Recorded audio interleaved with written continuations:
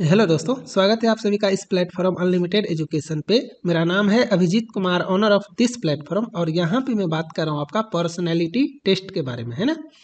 जो आपका psycho test का प्रिपरेशन चल रहा है, इसमें पर्सनैलिटी टेस्ट एक इम्पॉर्टेंट सेक्शन होता है। इसका क्लास 1 मैंने लाया हुआ है, तो क्लास 1 आप लोग देख लेना। जो भी स्टूडेंट क्लास 2 देख रहे हो ना, तो इससे पहले क्लास 1 देख लेना। क्लास 1 का लिंक मैं डिस्क्रिप्शन में डाल देता हूँ। क्लास 1 देखोगे, सब कुछ समझ जाओगे, एग्जैक्ट आइडिया लग जाएगा। तो फिर क्लास 2 से थ्योरेटिकल पोर्शन आपका स्टार्ट है। ओके, क्लास 1 में मैंने एग्जाम इंटरफेस को लेकर के जी सेक्शन, क्यू सेक्शन, कितना टाइम मिलता है, कितना क्वेश्चंस रहता है, क्यों 100% अटेम्प्ट करना जरूरी है, कौन कौन सा गलती आपको नहीं करना है, सब कुछ मैंने आपको बताया हुआ है। तो पहले आप लोग क्लास 1 देखो, फिर क्लास 2 से देखो। सारा डिटेल्स मैंने क्लास 1 में बताया हुआ है। तो बिना टाइम वेस्ट किए हम लोग आगे चलते हैं। यहाँ पे मैंने आपको सब कुछ बताया हुआ है, तो आपको सारा कुछ पता होगा। पॉज करके देख लेना। इसमें जो है सो मैंने आपको बोला हुआ था कि मैं आपको पर्सनैलिटी टेस्ट का जो है सो डेडिकेटेड वीडियोज ला करके दूंगा, तो वही आपको दे रहा हूँ। बाकी less price, more number of test, both language, discussion group, है ना। आपका जो है सो 100% final exam like test interface, जो कि सबसे ज़्यादा इंपॉर्टेंट है। ओके, अटेम्प्ट का कोई कमी नहीं, टेस्ट का कोई कमी नहीं, आपको सब कुछ पता होगा। चलो यहाँ पे ध्यान से सुनना। मेरा बोला गया एक एक लाइन ना आपको एक दूसरे से कोरिलेट करना है, ठीक है। और जो भी मैं बोलूँगा ना वही आपके क्वेश्चंस में अप्लाई होंगे, ठीक है। तो जैसे कि यहाँ पे है, how well do you cope under pressure. Pressure को आप हैंडल कैसे करते हो। पर्सनालिटी टेस्ट का नाम से समझो, इसका मीनिंग ही है कि ये आपके पर्सनालिटी को बताता है ना। तो आप जो एग्जीक्यूटिव का पोस्ट ज्वाइन करोगे, या स्टेशन कंट्रोलर का पोस्ट ज्वाइन करोगे, या स्टेशन मास्टर का पोस्ट ज्वाइन करोगे, तो वहाँ पे जैसा वर्क कल्चर है ना आपका, वहाँ पे जो वर्किंग एनवायरनमेंट होगा ना, तो उस चीज़ से रिलेटेड ही टेस्ट होता है पर्सनालिटी टेस्ट। तो उसमें सबसे इम्पोर्टेंट होता है कि प्रेशर को आप मैनेज कैसे कर सकते हो, है ना। तो ये एक टॉपिक हो गया। बेसिकली मैं एक एक टॉपिक को अच्छे से एक्सप्लेन करूंगा। तो फिलहाल यहाँ पे आप ये समझो कि पर्सनैलिटी टेस्ट में आपको क्या क्या पढ़ना है, क्या क्या समझना है। क्या आप एक सामाजिक पर्सन हो या नहीं, ये आपको सोशली बताएगा कि आप सोशल कितने रिस्पॉन्सिबल हो, है ना। आप सामाजिक पर्सन हो या नहीं, समाज से आपका लेना देना है या नहीं, आप इंट्रोवर्ट नेचर के हो या आप एक्सट्रोवर्ट नेचर के हो, है ना। ये सब चीज़ आपको यहाँ पे बताएगा। जो आप चाहते हो या जो आप बोलते हो वो आप करते हो कि नहीं, है ना कहीं ये आपके कॉन्फिडेंस से रिलेटेड है, कहीं ना कहीं आपके वर्क डेडिकेशन से रिलेटेड है, ठीक है। सक्सेस से रिलेटेड कुछ बात करेंगे। आप कितने कंटेंट हो, है ना, आप मतलब कितने क्रिएटिव हो, आप ऐसे समझ सकते हो। फॉरवर्ड लुकिंग आप में है या नहीं, ये फीचर आप में है या नहीं। कुछ लोग होते हैं जो हमेशा आगे की तरफ देखते हैं, फ्यूचर की तरफ देखते हैं, और कुछ लोग होते हैं जो पास्ट का रोना रोते रहते हैं, है ना। क्या आप टाइम बॉन्डेड तो नहीं हो, मतलब समय के जाल में आप फंसे हुए हो या नहीं। ये है how soft centred are you, है ना, आपका दिल कैसा है, कितने नरम दिल इंसान हो, इंसानियत है या नहीं आप में, ह्यूमैनिटी एग्जिस्ट करता है या नहीं आपके अंदर। ये सब एटीट्यूड के बारे में बात करेंगे, ये काफ़ी ज़्यादा इंपॉर्टेंट है। पॉजिटिव एटीट्यूड क्या होता है, निगेटिव एटीट्यूड क्या होता है, न्यूट्रल क्या होता है ना। और ये प्रेशर वाला भी काफ़ी इंपॉर्टेंट है। हाउ ऑप्टिमिस्ट और पेसिमिस्ट यू आर, है ना। आपने देखा होगा टेस्ट सीरीज में काफ़ी क्वेश्चंस ऐसे होते हैं, आप आशावादी हैं या नहीं। मैंने एक टेस्ट में क्वेश्चन भी दिया हुआ है कि आशावादी सोच किस पे निर्भर करता है, लक पे या हार्डवर्क पे या दोनों पे। तो आशावादी सोच और निराशावादी सोच, इससे रिलेटेड ये क्वेश्चन था आपका। क्या आप एक गुड टीम प्लेयर हो या नहीं, क्योंकि बेसिकली आप ऑर्गेनाइजेशन में जॉब करोगे, और ऑर्गेनाइजेशन आप अकेले से तो चलता नहीं है ना। वहाँ पे टीम होते हैं, वहाँ पे बहुत सारे कलीग होते हैं, आप ग्रुप में रहोगे, तो वहाँ पे आप कैसे हैंडल कर पाते हो। अगर आपको टीम लीडर का जॉब मिलेगा तो आप हैंडल कर सकते हो या नहीं। हाउ असर्टिव आर यू, है ना। असर्टिव का मीनिंग आप ऐसे समझ सकते हो कि दृढ़ निश्चयी, कि आपने बोला जो मैं ये काम कर सकता हूँ और आप वो काम कर लिए, है ना। ऐसे इस टाइप का भी क्वेश्चन आपके एग्जाम में आते हैं। हाउ पेशेंट आर यू, आप कितने धैर्यवान हो, है ना। यहाँ पे मैं लिख देता हूँ धैर्यवान। यहाँ पे आशावादी, ठीक है। और एसर्टिव से आप समझ लेना दृढ़ निश्चयी, दृढ़ निश्चयी, ठीक है। तो आपको प्रॉब्लम नहीं होगा। Are you a career person, क्या आप कैरियर से रिलेटेड थिंकिंग रखते हो या नहीं, है ना। जैसे अभी आप प्रिपरेशन कर रहे हो तो सिंपल सी बात है, अपने कैरियर के लिए कर रहे हो, तो इससे रिलेटेड है। हाउ ऑब्सेसिव आर यू, आप कितने जुनूनी हैं, है ना। आप कितने जुनूनी हैं, आप में कितना जुनून है किसी काम को लेकर के। तो बेसिकली ये सारा चीज मिल करके आपके पर्सनालिटी को बनाता है ना। और ये सारा अगर गुण है आप में तो आपका पर्सनैलिटी अच्छा है। और एक ऑर्गेनाइजेशन में आप काम करोगे ना, तो ऑर्गेनाइजेशन देखो, इतने लोग अप्लाई कर रहे हो, इतने लोग फॉर्म भरे हो, इतने लोग प्रिपरेशन कर रहे हो, लेकिन ऑर्गेनाइजेशन किसको सेलेक्ट करेगा। ऑर्गेनाइजेशन का जो पॉइंट ऑफ व्यू है, ऑर्गेनाइजेशन में स्टेशन मास्टर के पोस्ट के लिए या एग्जीक्यूटिव पोस्ट के लिए जो वैकेंसी है, तो आपका जो जॉब प्रोफाइल है, तो उस जॉब प्रोफाइल में जैसा पर्सनैलिटी चाहिए ऑर्गेनाइजेशन को, वैसा पर्सनैलिटी आप में होना चाहिए, है ना। अगर आप में वैसा पर्सनैलिटी नहीं होगा तो वो आपको क्यों सेलेक्ट करेगा, सिंपल सी बात है। तो इसीलिए ये टेस्ट होता है।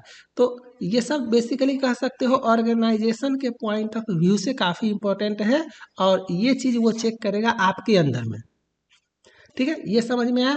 अब यहाँ पे कुछ काफ़ी इंपॉर्टेंट पॉइंट ये है जिसको मैं अच्छे से बताऊंगा, और इसको आप क्वेश्चन में देखोगे ना तो आप समझ जाओगे और उस हिसाब से आप आंसर करोगे कि कुछ पर्सनालिटी ट्रेट्स है आपका। और ये जो पर्सनालिटी ट्रेट्स है इसमें आयाम होते हैं, निगेटिव डायमेंशन होता है, पॉजिटिव डायमेंशन होता है। तो इसमें पॉजिटिव और निगेटिव देखेंगे। जैसे कि मान के चलो मैं बोलता हूँ एंगर, तो ये आपका निगेटिव हुआ। मैं बोलता हूँ ग्रीड, तो ये आपका निगेटिव हुआ, है ना। लेकिन मैं बोलता हूँ आपका ऑनेस्टी, तो आप क्या बोलोगे, ये आपका पॉजिटिव हुआ। मैं बोलूँगा आपका हार्ड वर्क, तो आप क्या बोलोगे, आप बोलोगे पॉजिटिव हुआ। मैं बोलूँगा स्टिक विथ रूल, है ना, तो आप क्या बोलोगे, पॉजिटिव। मैं बोलूँगा प्रिंसिपल, तो आप क्या बोलोगे, पॉजिटिव। तो कुछ इस तरह से, ठीक है। एक्सट्रोवर्ट इंट्रोवर्ट पर्सनालिटी क्या होता है, जैसे यहाँ पे कह सकते हो ये एक तरह से निगेटिव पर्सनालिटी हुआ, एक तरह से ये पॉजिटिव पर्सनैलिटी हुआ। फिर ऑर्गेनाइजेशनल बिहेवियर के बारे में बात करेंगे, जो मैंने अभी आपको स्टार्टिंग में बताया कि ऑर्गेनाइजेशन में जैसा बिहेवियर होना चाहिए वैसा बिहेवियर आप में है या नहीं, ये चेक होता है आपका। फिर थोड़ा सा ये भी इम्पोर्टेंट है, मोटिवेशन, टाइप्स ऑफ मोटिवेशन, ठीक है। चलो अब एक कॉमन क्वेश्चंस होते हैं टेस्ट जी और टेस्ट क्यू को लेकर के कि सर ये टेस्ट जी क्या है, ये टेस्ट क्यू क्या है, ये कहाँ से आया है ना। मैं देखता हूँ काफ़ी बच्चे परेशान होते हैं। तो मैंने आपको एग्जाम के पॉइंट ऑफ व्यू से बताया हुआ है कि बेसिकली जी जो है वो आपका पॉजिटिविटी चेक करता है, क्यू आपका निगेटिविटी चेक करता है। इसमें जितना ज़्यादा पॉजिटिव आप रहोगे उतना ही ज़्यादा आपका टी स्कोर होगा, और इसमें जितना कम निगेटिव आप रहोगे उतना ही ज़्यादा आपका टी स्कोर होगा। तो ये मैंने आपको बताया एग्जाम के पॉइंट ऑफ व्यू से, लेकिन क्या ये पूरी तरह से सही है, सिर्फ इतना ही होता है टेस्ट जी एंड क्यू, तो आप बोलोगे नहीं। ये मैंने आपको बताया एग्जाम के पॉइंट ऑफ व्यू से, क्योंकि आपको एग्जाम पास करना है ना, तो एग्जाम के पॉइंट ऑफ व्यू से मैंने बताया। लेकिन अब ये जी और क्यू है क्या, तो थोड़ा सा ये देख लो। और यही आपका RDSO के ऑफिशियल वेबसाइट पे तो ये नहीं दिया हुआ है, लेकिन जब आप RTI फाइल करोगे ना तो उसका जो रिप्लाई आता है तो वो यही है जो अब मैं आपको बताने जा रहा हूँ, ठीक है। तो यहाँ पे देखो ये प्राइमरी फैक्टर है, ठीक है। ये बेसिकली पर्सनैलिटी टेस्ट का प्राइमरी फैक्टर है, और ये लगभग 16 तरह के होते हैं, 16 टाइप है इसका, ओके। और हर टाइप का कैटेगराइज किया हुआ है, ABCD करके ये कैटेगरी बांटा हुआ है। जैसे आपका ये हो गया मान लो रीजनिंग, ये इमोशनल स्टेबिलिटी हो गया, ये आपका लाइवलीनेस हो गया, है ना, ये आपका रूल कॉन्सियंसस हो गया, तो है ना, ये आपका सोशल बोल्डनेस हो गया, ये आपका सेंसिटिविटी हो गया। तो ये सब का ना टाइप है ABCDEFGHI। तो ये जो आप जी देख रहे हो ना, यही है आपका जी सेक्शन। समझ में आया क्या बता रहा हूँ, ये जो आप जी देख रहे हो यही है आपका जी सेक्शन, क्लियर। इसमें क्या होता है, आपको रूल और प्रिंसिपल देखा जाता है, इसमें आपको रूल और प्रिंसिपल देखा जाता है। और आरटीआई जब आप फाइल करोगे तो उसमें वो इस टर्म को यूज करेगा कि आप कितने रूल कॉन्शियस हो, आप कितने ड्यूटीफुल हो, आप कितने कॉन्शियंसस हो, आप कितने कॉन्फॉर्मिंग हो, आप कितने मोरालिस्टिक हो, आप कितने रूल बाउंडेड हो। तो ये जो वर्ड देख रहे हो ना, ये सारा जो वर्ड है ना, ये आपका जी फैक्टर है। ठीक है, चलो ये आपको जी सेक्शन समझ में आया। और जैसे इसमें रूल के बारे में बात करते हैं, सिर्फ और सिर्फ रूल। और अगर आप इसमें देखोगे तो ये जैसे एम है, एन है, ओ है, क्यू है, तो ये जो चार आप देख रहे हो ना, ये आपका क्यू फैक्टर है। क्या है? Q factor. ध्यान से समझना, ये आपको कोई बताएगा नहीं, इस तरह से कोई नहीं बताएगा। तो ये आपका क्यू फैक्टर है। क्यू फैक्टर में आपका openness to change, self reliance, perfectionism और टेंशन, मतलब ये सारा पॉइंट है आपका। बेसिकली इसको टाइप वाइज कैटेगराइज किया गया है, Q1, Q2, Q3, Q4, तो ये चेक होता है। और इसमें जो आप RTI फाइल करोगे तो उसमें ये सब आपका वो लिख करके आपको देगा, जो आप कितने ज़्यादा ऑर्गेनाइज हो, है ना, आप कितने ज़्यादा सोशली प्रिसाइज हो, आप कितने ज़्यादा सेल्फ डिसिप्लिन्ड हो, आप कितने ज़्यादा एग्जैक्टिंग विल पावर है आप में, आपका कंट्रोल पावर कैसा है। ये जो 4-5 पॉइंट मैंने बोला ना, यही वो आपको लिख करके देगा RTI के रिप्लाई में। ठीक है, ऑर्गेनाइज का मतलब होता है आपका कंसोलिडेटेड, जिसको बोलते हैं संयोजित या संगठित। इसको आप संगठित समझ सकते हो, है ना। सेल्फ डिसिप्लिन आपको पता ही है, स्व अनुशासित, आत्म अनुशासित। सोशियली प्रिसाइज का मतलब आपको पता ही है कि सामाजिक रूप से आप सटीक हो या नहीं। एग्जैक्टिंग विल पावर का मतलब है आपका दृढ़ इच्छा शक्ति। इसका मतलब होता है आपका दृढ़ इच्छा शक्ति। मैं जितना बता रहा हूँ ना, सब एक दूसरे से को रिलेटेड है। कंट्रोल का मतलब आप में कितना कंट्रोल है, ये सारा चीज़ है ना। तो ये आपको समझ में आया कि क्यू फैक्टर। अब जी फैक्टर में जो टर्म है और क्यू फैक्टर में जो टर्म है, उस पे आपको क्वेश्चंस डिजाइन होते हैं।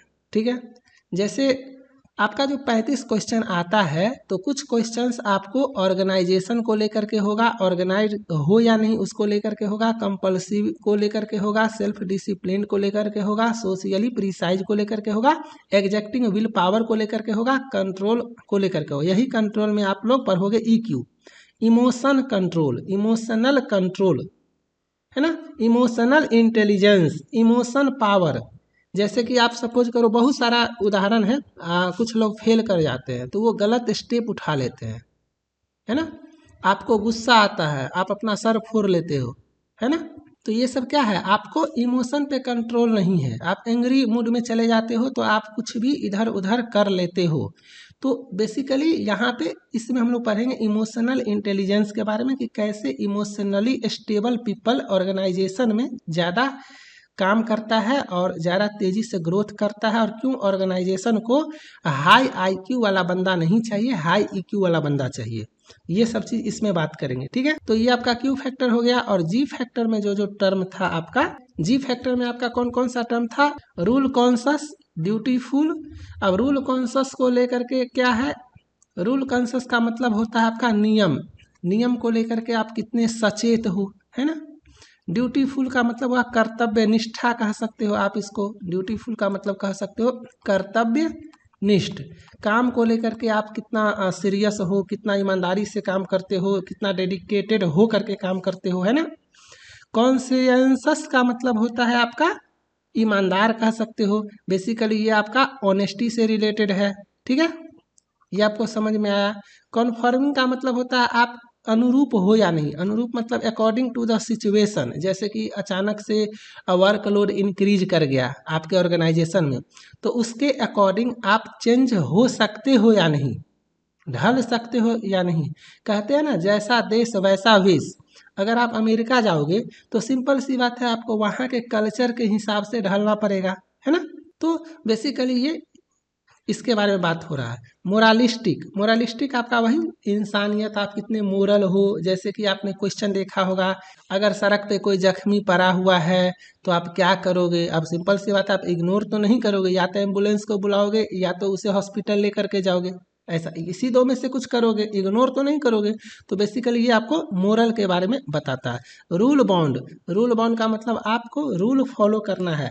अब ऑर्गेनाइजेशन में जो भी कोड ऑफ कंडक्ट है, जो भी रूल रेगुलेशन है, तो उसके हिसाब से आपको काम करना है, तो ये देखता है। ठीक है, तो इतने सारे प्राइमरी फैक्टर जो है 16, उसमें से जो आपका जॉब प्रोफाइल है उसमें उसको जी टाइप का और क्यू टाइप का पर्सनैलिटी चेक करना होता है, इसीलिए उसका नाम है जी टाइप और क्यू टाइप, जी फैक्टर और क्यू फैक्टर। उम्मीद करता हूँ आज के बाद आपको कभी भी ये प्रॉब्लम नहीं होगा कि सर जी फैक्टर क्या है और क्यू फैक्टर क्या है। तो जी फैक्टर में क्वेश्चंस होंगे, 35 क्वेश्चन है आपका। तो सपोज करो क्वेश्चन नंबर 1, 5, 9, 13, 15, 21, 23 ऐसे करके 10-15 क्वेश्चन आपके जी फैक्टर के होंगे और 10-15-20 क्वेश्चन आपके क्यू फैक्टर के होंगे। तो आपको ईमानदारी से आंसर करना है ना। और ये जी फैक्टर हो या क्यू फैक्टर हो, जो आंसर होगा वही आंसर करना है। जहाँ निगेटिविटी पे जाओगे, जिसको हम लोग बोलते रहते हैं बार बार कि क्यू सेक्शन निगेटिविटी देखा जाता है, तो आप निगेटिविटी ज़्यादा दिखाओगे तो आप फेल कर जाओगे। बेसिकली इतना ही था। तो उम्मीद करता हूँ ये आपको समझ में आया। अब क्या होता है, जैसे कि सपोज करो ये इमोशनल स्टेबिलिटी है, तो ये जो 16 फैक्टर है ना, उसमें ये सी में आता है। लेकिन अपने लोग जब देखेंगे आगे तो इमोशनल स्टेबिलिटी को अपने लोग इसी के क्यू सेक्शन में लेके चले जाएंगे। यहाँ पे ये जो कंट्रोल देख रहे हो ना, मैंने आपको बताया ना, यहाँ पे इमोशनल कोसेंट, ठीक है, इमोशनल इंटेलिजेंस में लेके चले जाएंगे। अब थोड़ा सा 2 क्वेश्चन मैं आपको दिखाता हूँ। ये बेसिकली आपका सेक्शन जी को लेकर के क्वेश्चन है कि you want to work freely not under any rules and regulation. मतलब आप स्वतंत्र रूप से काम करना चाहते हैं, किसी नियम और विनिमय के तहत नहीं। तो इसका आंसर करने से पहले आप लोग आंसर करो कमेंट सेक्शन में, और देखो आप लोग क्या आंसर करते हो, फिर मैं आंसर करूंगा, तो मैच करना कि आपका सही होता है या गलत, पॉज करके। ठीक है, तो आपका क्वेश्चन है कि क्या आप स्वतंत्र रूप से काम करना चाहते हैं, किसी नियम के तहत नहीं। तो देखो, एज एन इंडिपेंडेंट पर्सन, जैसे मान लो मैं हूँ, मैं यूट्यूब पे पढ़ाता हूँ, है ना, तो यहाँ पे मैं स्वतंत्र हूँ। जो बात है, मुझे अभी पढ़ाने का मन करेगा पढ़ाऊंगा, मुझे शाम में पढ़ाने का मन करेगा शाम में पढ़ाऊंगा, मुझे 2 दिन नहीं पढ़ाने का मन करेगा मैं नहीं पढ़ाऊंगा। यहाँ पे मेरा इंडिपेंडेंसी है, मतलब मैं स्वतंत्र हूँ। बट आप यहाँ पे क्या कर रहे हो, आपको आंसर करना है ऑर्गेनाइजेशन पॉइंट ऑफ व्यू से। याद रखना, बहुत सारा बात है, मैंने अपना एग्जाम्पल दिया, आप अपने पे लेके देखो। अभी आपको सोने का मन कर रहा है, अभी आपको खाने का मन कर रहा है, जब तक आप अकेले खुद पे हो तो आप इंडिपेंडेंट हो, लेकिन आपको आंसर अपने अकॉर्डिंग नहीं, ऑर्गेनाइजेशन के अकॉर्डिंग करना है। ठीक है, और ऑर्गेनाइजेशन में चलता है रूल्स एंड रेगुलेशन। ठीक है, ऑर्गेनाइजेशन में क्या चलता है, रूल्स एंड रेगुलेशन। तो ऑर्गेनाइजेशन में जाओगे तो अपने मर्जी से काम करोगे नहीं, ऑर्गेनाइजेशन के मर्जी से काम करोगे। तो ऑर्गेनाइजेशन में होता है रूल, तो आपको काम करना है रूल के हिसाब से। क्लियर। तो बोला गया है यहाँ पे ना, ट्रिकी क्वेश्चन भी है, आपको सब कुछ समझना पड़ेगा। जहाँ भी नोट लग जाए ना, तो वहाँ पे थोड़ा सा क्वेश्चन ट्रिकी हो जाता है। तो क्या आप स्वतंत्र रूप से काम करना चाहते हैं, किसी नियम के तहत नहीं, तो गलत। नियम के तहत काम करना पड़ेगा मुझे ऑर्गेनाइजेशन में। तो यहाँ पे इसका आंसर होगा कभी नहीं। मतलब मैं नियम के तहत काम नहीं करूँगा, स्वतंत्र रूप से काम करूँगा ऑर्गेनाइजेशन में, जी नहीं, गलत है, कभी नहीं। ठीक है, हमेशा काम करूँगा नियम के तहत ऑर्गेनाइजेशन के अंदर। क्लियर। अब इसी क्वेश्चन को अगर चेंज करके आपको क्वेश्चन इस तरह से पूछा जाता कि आप नियम के अनुसार काम करते हैं, मान लो ये क्वेश्चन आपसे पूछा जाता, तो यहाँ पे होता ऑलवेज, यहाँ पे होता समटाइम्स, है ना, और यहाँ पे होता कांट से। तो इस टाइप का तो आंसर करना ही नहीं है। इसका मतलब हुआ कि आप कन्फ्यूज पर्सन हो, आपको खुद नहीं पता है कि करना चाहिए या नहीं करना चाहिए, तो इस टाइप का आंसर नहीं करना है। अब यहाँ पे देखो, ये भी सही है और ये भी सही है, यही चीज मैं आपको समझाने का कोशिश कर रहा हूँ। ये भी सही है और ये भी सही है, लेकिन ज़्यादा सही कौन है? अगर आपको मान के चलो इसमें आउट ऑफ 100 इसमें 30 मार्क्स मिलेगा, तो इसमें आपको 100 मार्क्स मिलेगा। तो ऐसे आप समझो। तो जैसे ही रूल आ गया ना, तो ये आपको काम करेगा। जब आप क्वेश्चन बनाओगे टेस्ट सीरीज में, तो देखना जहाँ भी रूल आएगा वहाँ आंख बंद करके पॉजिटिव आंसर करना है, ठीक है। तो यहाँ पे रूल आया मतलब ऑलवेज आप नियम के अनुसार काम करते हो हमेशा, मतलब इसमें कोई शक नहीं है। क्लियर? समझ में? आप नियम के अनुसार काम नहीं करते हो, गलत, नेभर। ठीक है, समझ में आया? चलो, अब वो आपका टेस्ट जी टाइप का क्वेश्चन था। अब थोड़ा सा मैं टेस्ट क्यू टाइप का क्वेश्चन दिखाता हूँ। जैसे क्यू में आपको मैंने बताया था ना, ईक्यू पढ़ेंगे, इमोशनल इंटेलिजेंस के बारे में पढ़ेंगे कि how emotionally stable you are. तो जब कोई आपकी तारीफ करे, है ना, जब कोई आपका तारीफ करता है तो आप क्या करते हो? तो यहाँ पे मैं नाराज हो जाता हूँ, तो ये गलत है। यहाँ पे क्यू सेक्शन हो गया, मतलब ये गलत बात है। तारीफ जो है वो एक पॉजिटिव वर्ड है, ठीक है। प्रेज जो है वो एक तरह का पॉजिटिव वर्ड है। अब मैं नाराज हो जाता हूँ, एंग्री, एंग्री आपका निगेटिव वर्ड हुआ। तो पॉजिटिव वर्ड का निगेटिव वर्ड से कोई लेना देना है नहीं। यहाँ पे दो बचा आपका, I feel a little happy, I feel very happy. मैं थोड़ा खुश होता हूँ, मैं बहुत ज़्यादा खुश होता हूँ। तो सिंपल सी बात है, कोई आदमी आपका तारीफ करेगा ना तो आप खुश हो जाओगे, मन मन मुस्कुराओगे, आपको अपने आप में प्राउड फील होने लगेगा, है ना, आपको अच्छा लगेगा, तो आप खुश होते हो। यहाँ पे ये आपको फंसाने के लिए दिया गया है। यहाँ पे एक ऑप्शन होता कि मैं खुश हो जाता हूँ, मैं खुश हो जाता हूँ, आपको ये रहता तो आप ये आंसर करते। बहुत, ये जो वेरी है ना, ये एक्सेस, एक पढ़े होगे मुहावरा है या जनरल स्टेटमेंट है, excess in everything is bad. मतलब बहुत जो ये वर्ड है ना, ये आपके लिए थोड़ा सा निगेटिविटी के तरफ लेके चला जाता है। अब इतने ज़्यादा खुश नहीं हो गए, काफ़ी लोग सुने होंगे जो अचानक से इतना खुश हो जाता है कि हार्ट अटैक आ गया, या अचानक से वो इतने उदास हो जाते हैं कि हार्ट अटैक आ जाता है। या आप कहीं ऐसे जगह पे हो और अचानक से पता चला कि आपका रिजल्ट हो गया, तो आप खुश हो जाओगे, लेकिन इतने खुश नहीं हो जाओगे कि कुछ गलत कर ले, है ना, कुछ गलत स्टेप उठा ले, गिर जाए, है ना। आप अपने सिचुएशन को भी देखोगे तो बहुत जो है ना, ये निगेटिव वर्ड हो गया। यहाँ पे बहुत खुश नहीं होना है ना। आपको कंट्रोल, यही तो मैं आपको सिखा रहा हूँ, इमोशनली स्टेबल। और इमोशनली स्टेबल का मतलब क्या हुआ? आप बहुत ज़्यादा दुखी होते हो या बहुत ज़्यादा आपको खुशी होता है, बहुत ज़्यादा हर चीज़ में खराब है। क्लियर? इतना ही समझो। तो इस क्वेश्चन का आंसर क्या होगा? खुश हो जाता हूँ, थोड़ा खुश हो जाता हूँ, ठीक है। ये होगा नहीं, और ये आपको इमोशनली बताता है कि आप स्टेबल नहीं हो, आप भावनाओं में बह रहे हो। क्लियर? चलो, अब यहाँ पे ये टेस्ट जी एंड क्यू अब आपको समझ में आ गया होगा। तो टेस्ट जी में यही सारा चीज़ है जिससे रिलेटेड आपको क्वेश्चंस आएंगे, और टेस्ट क्यू में यही सारा चीज़ जो मैंने आपको बताया उससे रिलेटेड क्वेश्चंस आएंगे। तो टेस्ट जी में रूल कंसस को आपको मैंने बता ही दिया कि ये आपका नियम को लेकर के है, कि नियम को लेकर के आप कितने सचेत हो। ड्यूटीफुल को मैंने आपको बताया कि ये आपको कर्तव्य निष्ठा से लेकर के है। कॉन्फॉर्म टू ग्रुप स्टैंडर्ड को लेकर के मैंने आपको बताया कि जहाँ पे जाओगे वहाँ के सिचुएशन के अकॉर्डिंग आप ढल जाते हो या नहीं, आप में एडेप्टिबिलिटी नेचर है या नहीं, एडेप्टिबिलिटी नेचर है या नहीं। Feel bound by a sense of duty, simple सी बात है, जो आपका ड्यूटी का रूल रेगुलेशन होगा उसके अकॉर्डिंग आप काम कर रहे हो या नहीं। और आपका जो है सो कॉन्सियंसस, इसमें मैंने आपको बताया ये बेसिकली ऑनेस्टी को लेकर के बताता है, ईमानदारी को लेकर के बताता है, और मोरलिस्टिक इसको लेकर के मैंने आपको बता दिया, ठीक है।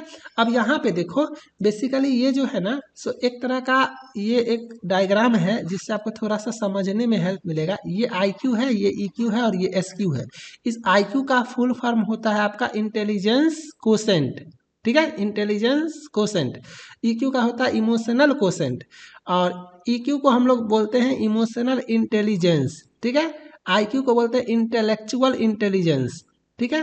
और ये बेसिकली आपका लेफ्ट ब्रेन में और ये राइट ब्रेन में ये पैरेलल प्रोसेसिंग होता है, और ये आपका सीरियल प्रोसेसिंग होता है। Serial processing in the sense कि आप IQ जो होता है ना, वो बस एट अ टाइम, मतलब एक काम एक बार में, कुछ ऐसे कि आपको मैंने बोला ये करो तो आप बस ये काम कर रहे हो, है ना।